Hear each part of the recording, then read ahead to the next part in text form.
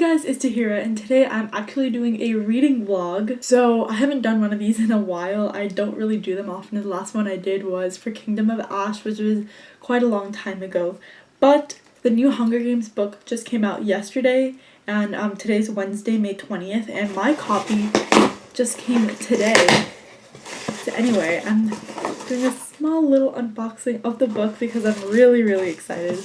But in the past couple of weeks, I've reread the entire Hunger Games trilogy, and it was a wild ride. Like, my love for Hunger Games was reignited. I'm fully a fangirl again for the Hunger Games, and I can't believe this book is in my hands now. And I'm pretty sure there's also, oh yeah, I love this imprint thing that's on the hardback of the book, and this book is actually really big. I think it's around 600 pages, which is way bigger than any of her other books. Actually no, it's about 515-ish pages, so it's not as big as I thought it would be, but it's still way bigger than any of her other books for her for the other trilogy. So yeah, I'm really excited. So yeah, this reading vlog is gonna be me reading the new Hunger Games book and talking about my thoughts because I'm really excited. I'm just my love for the Hunger Games, literally I finished Mockingjay last week, and I just got chills from the last line. I don't know, the last line always gives me chills.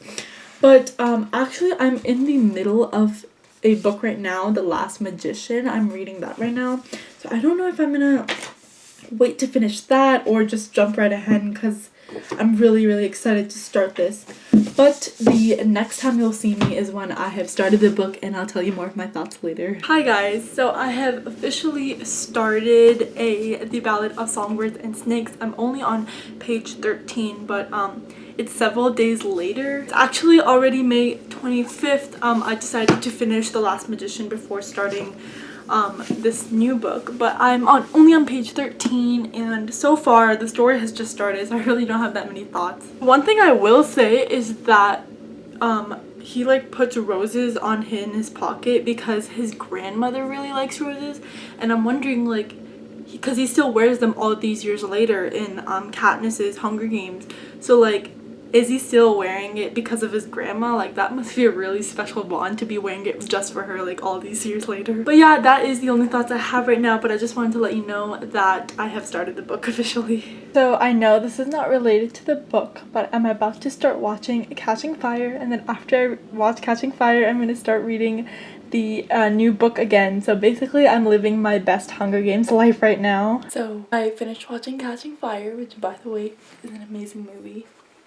And now I've officially started continuing, I guess, the new book, Ballad of Songbirds and Snakes, and I'm on page 26, and the main character is Snow, but the District 12 tribute, Lucy Gray Baird, I think is how you pronounce it, has just been introduced, because she is a District 12 girl, and Snow has watching her being, during the reaping, and she has a pretty interesting introduction because she's picked at the reaping, and then she puts a snake down I think the mayor's daughter's dress, which is kind of interesting. I think it shows that she's definitely not a girl that's used to following order. I don't know how to explain it. She's not gonna make herself small, she's not gonna be meek and shy, and she seems like she's pretty strong-headed, and she's brave enough to put a snake down someone's dress, so I think she's definitely brave. But yeah, we'll see. I'll keep reading, and I guess I'll find out more about her and her personality. Hey guys, so I'm driving right now, just getting some groceries that my mom asked for, and I was just thinking I could give a little update on how the book is going. So I'm only on page 50 or something of the book, so I'm not that far into it yet. But so Lucy, our main tribute, has officially met Snow, and she is not scared of him at all. She is actually I don't know, it seems like she's not scared of the people of the capital it is shown in the Hunger Games Times of Katniss's games, but maybe because Capitol, I don't know, are they not as scary in these books? I have no idea. But she doesn't seem scared at all. She seems very like inviting and friendly with everyone. And I don't think it's because she's naive, because she doesn't seem like a very naive person. She's a very strange character. She's definitely a personality. Like at the reading, she wore like colorful clothes and she put on a whole performance, and so clearly the reaping was not a day where she was scared for her life. She was, maybe if she was scared for her life, she wasn't showing it at all, which I think is very interesting. And that the way she acted at the reaping and then when meeting Snow, by the way, I'm gonna call him Snow and not Coriolanus because that name just sounds super pretentious. But yeah, I'm just driving home right now and I'm really close. But yeah, I was just wanted to give an update on what I'm thinking about Lucy right now, because she's definitely a very interesting character and very different from any character I've ever read in this world. Hi. So I'm on page 120 now, and I came across this line where, so the tributes are being treated like really badly, and then Snow sees them and he says, you must hate me, I would hate me. And then he's like saying sorry for like participating in the Hunger Games, and like he's like a part of the problem and everything. And it's like he's like ashamed of like what the Hunger Games is doing to these tributes. And it's like so interesting because it's so different from what Snow's like during Katniss's games. He is like full support of the Hunger Games. He's like against any rebellion. And it's like, how did he get from being ashamed of the Hunger Games and like what the Capitol is doing to all these tributes to like becoming president of the Capitol and fully supporting the Hunger Games? So it's like he's so different now than like what he's like in the future with Katniss's games. But yeah, I just thought that was really interesting, and I really want to know like the process of how Snow became who he is later in the future, because so far he's like a really different person. Not that I'm saying he's like a good person, I'm just saying he's a very different person from in the how he is in the future, and he's almost like sorry for like how the games are treating the tributes. So yeah, I just wanted to say that.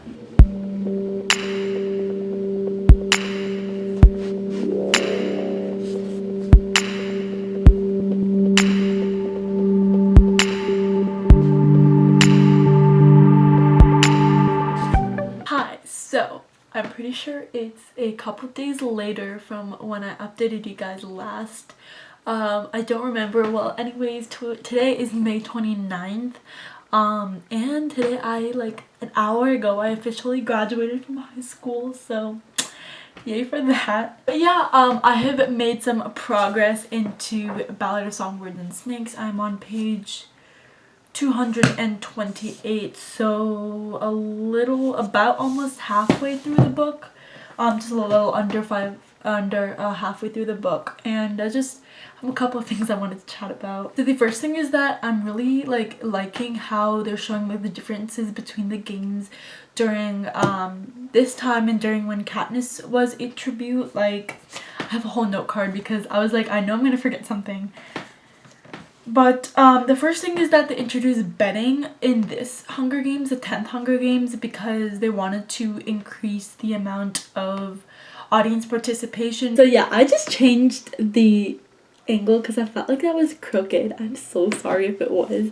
But yeah, they introduced betting for the first time in this Hunger Games because yeah, again, audience participation in the 10th Hunger Games, the Hunger Games is still very much something that even the Capitol people don't like, and it's something that the Capitol people like they're encouraged to watch, but they just don't like watching it on their own out of their own will because it's like something that they still find disturbing, which is so different from how it's treated in like 64 years later in the 74th Hunger Games, because we all know the Capitol is like it's a like pure entertainment for them at that point. So yeah, betting and the idea of like audience able to give food to the tributes is introduced within the 10th Hunger Games, which I think is kind of cool. Not cool, but like interesting to find out like that's a thing that was developed during this time and it wasn't there like the whole time. The second thing is this not something big at all, but the host of the interviews was is named Lucky and his last name is Flickerman. So I'm like,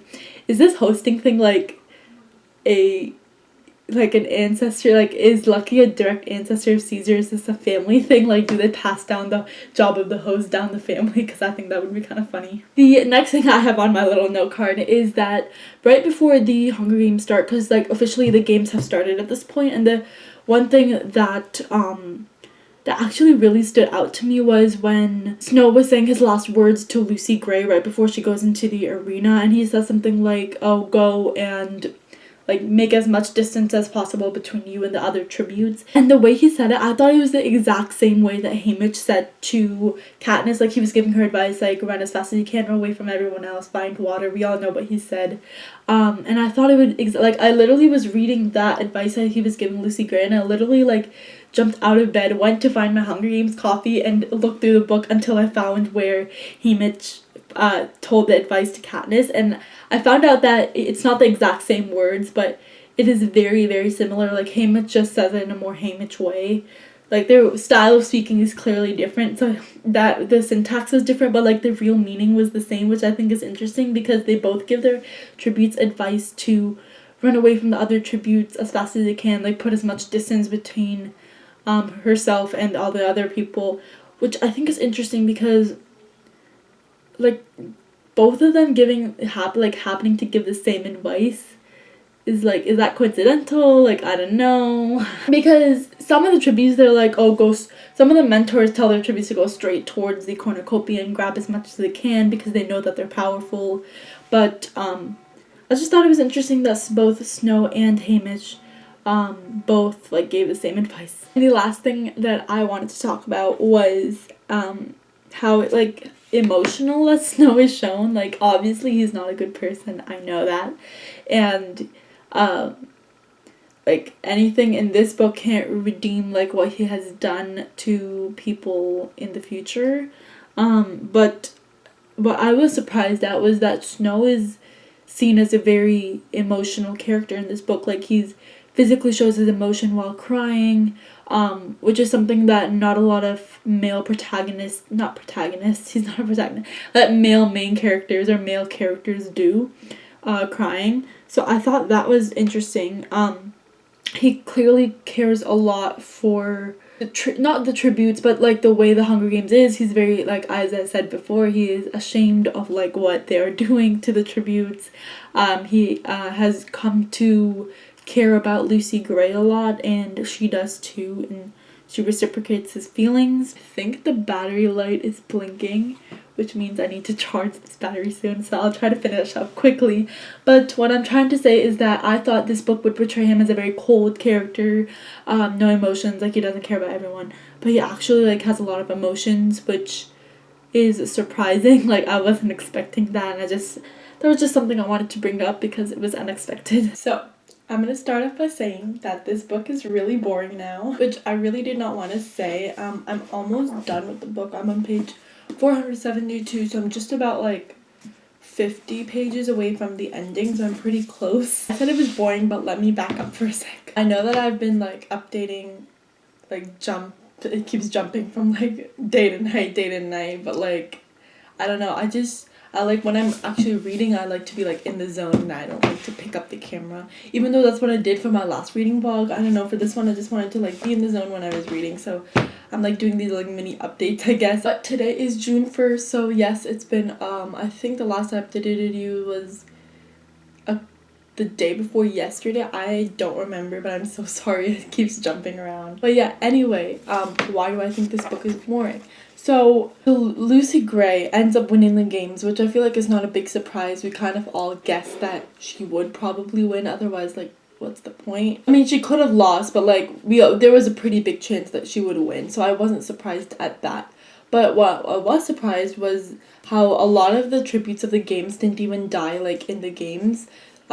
Because of like the other tributes, they died of like natural causes or like disease or like an outside event outside of the games. So when the actual tributes went into the games, there weren't actually that many, so that was one thing that I was not expecting before going into this book. So yeah, Lucy Gray wins the games, and then there were still like 200 pages left in the book, so I was like, what else is there? And then Snow had to become a peacekeeper, which I was not expecting at all. Like that was that was not even in the mind of like what I thought like would happen. But it's because Snow helped Lucy Gray like cheat in the games. I'm not gonna go into because it's like a whole multi-step process of how he did it, but yeah, he helped Lucy Gray cheat in the games, and that's why she won. So his punishment is that he has to be a peacekeeper for 20 years. So of course he chooses District 12 because of Lucy Gray. She's there and he wants to like go see her. And when he got to District 12, that's when the book started getting really boring. I don't know, there wasn't really any action, there wasn't like any of the tension that comes with like the premise of the Hunger Games. It was just his like daily life, like meeting Lucy Gray and her family, learning more about their family, and just that. But like there was nothing really interesting that was going on. So that's the point I am right where I am right now. I still think the book is pretty boring right now. I feel like some of the parts where he was in the district being a peacekeeper could have been cut short. But yeah, I don't know. This is something that I was not like expecting at all. So I really don't know how I feel about it yet. But and I really don't know, like, I still don't know, like, why he is the way he is in Katniss's games, because he's such a different person. Like, here, he's a very emotional person. He's not a good person, per se, but he is very emotional. He's very different from who he is later. So, like, I still don't know how he got to that Snow, because I haven't seen that Snow, or, like, the extent that he is in the Katniss's games in this book yet.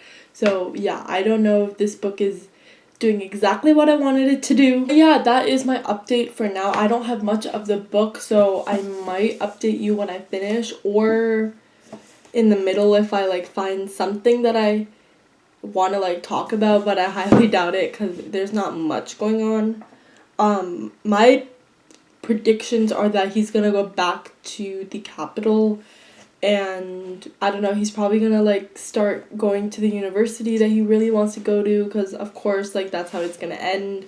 And yeah, it's gonna end with him like having everything that he wanted. But yeah, that is my update. It is not that long because not much has happened, but like the peacekeeper thing was really, really unexpected. Hi guys, so I've officially finished the Ballad of Songbirds and Snakes, but I finished it actually like a couple days ago, but the reason that I'm doing an update after a couple days to just, I wanted to give myself a little time to gather my thoughts about how I felt about the book. Anyways, there was a lot that happened at the end of the book. Like the middle was, as I told you, it was meandering a lot. There was not much happening that was catching my interest, but there was a lot that happened at the end. So Snow and Lucy Gray had this whole idea to run away, but then Lucy like figured out that Snow had something to do with Janice. I'm pretty sure, and so she kind of just disappeared. Like we don't know what happened to her. We know that she attacks by sending a snake that bites him, but we don't really know what happens after that. And then Snow, he has been told that he is assigned to District 2 now because he's going to become an officer. But then when he was on the flight to go to District 2, he actually ended up landing in the capital, and then there he figured out that Dr. Gall never really wanted him to be a peacekeeper for the entire 20 years. He only wanted it to be like a summer vacation for him. So he was only supposed to be there for only one summer. In the end, Snow ends up choosing power, and he kind of comes to accept, like we know earlier in the book that he wasn't really into the Hunger Games as an idea, and he didn't really know how to feel about that, but now at the end of the book we see that he has fully agreed and fully is in support of the Hunger Games, and has come to realize that the capital is needed to like control the districts and like keep them in check. So we kind of see like that progression, and then we can see how he would keep going into this ideology and become who he is later, 64 years later, during the 74th Hunger Games. One of the most fascinating things that happened was we got to find out more about the origins of the Hunger Games as an idea, and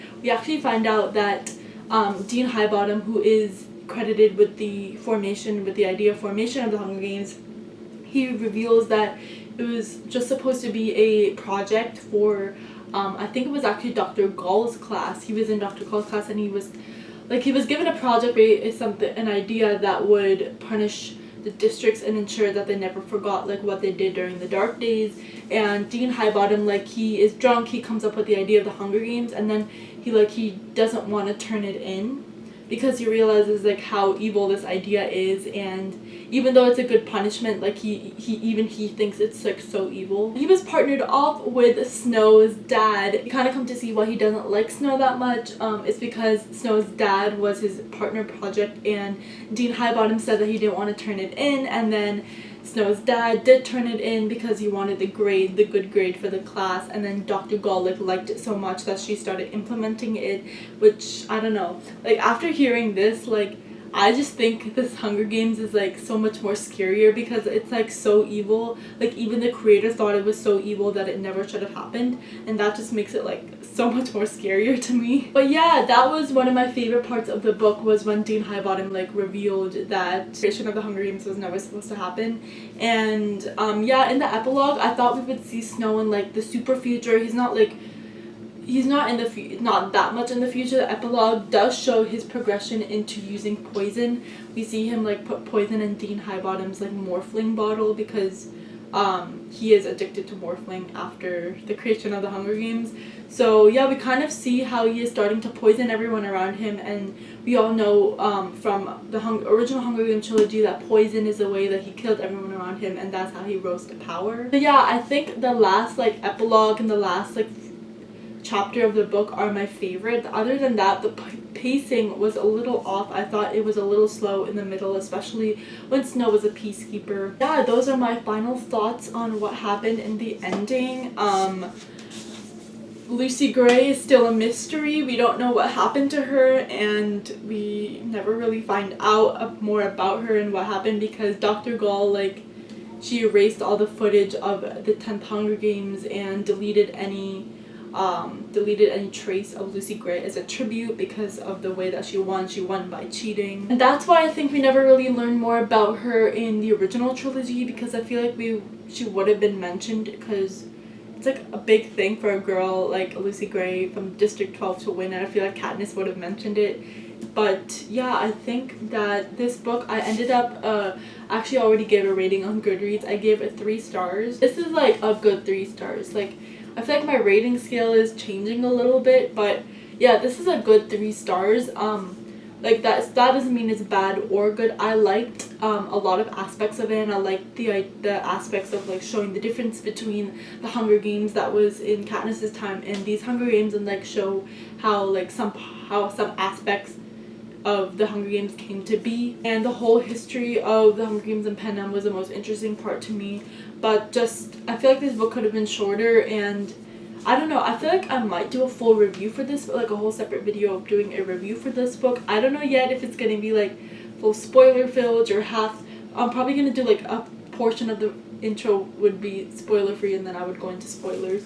So I'm thinking about doing that. But yeah, overall I enjoyed this book. I don't know if it's exactly what I wanted it to be, but 3 stars is a decent rating. I liked it. Of course, the pacing was a little off, and there were some things that I wish there were more of, but overall as a story, I think it was a good portrayal of Snow and like giving us more insight into who he was when he was younger, and we kind of see the beginnings of who he is starting to become as he was in 64 years later when he's president. So yeah, I'm going in different tangents, but yeah, I'm just trying to say that this is a good 3 stars. I didn't hate it at all. I didn't love it either. I think that's a good solid book, so I'm just giving it 3 stars. And I know I haven't mentioned it, but there has been a lot of protests all around the country because of George Floyd's murder in Minneapolis, Minnesota, and I haven't said anything because I don't know, I didn't know if I should in this reading vlog, but I think I'm going to because it is happening as I was reading the book. So what I will do is in the description of this video, I will put a few links to some petitions you can sign, some places you can donate, and a whole lot of other resources that you can access in order to help bring change, because change is desperately needed with the way that African Americans are being treated in this country. I just want to say I'm sorry for not addressing it earlier in the video as I was reading, but yeah, I just wanted to say that there will be a few resources you can access in the description below. That is it for this video. I hope you enjoyed. Let me know down below if you liked this book, if you've read it, as I would love to know. And if I ever post a review, I will post the link to that in the description too, so go check that out if that's up. If it's not, I don't know if I'm doing it yet, but if I do it, the link will be in the description. Anyway, I hope you enjoyed, and I'll see you next time. Bye!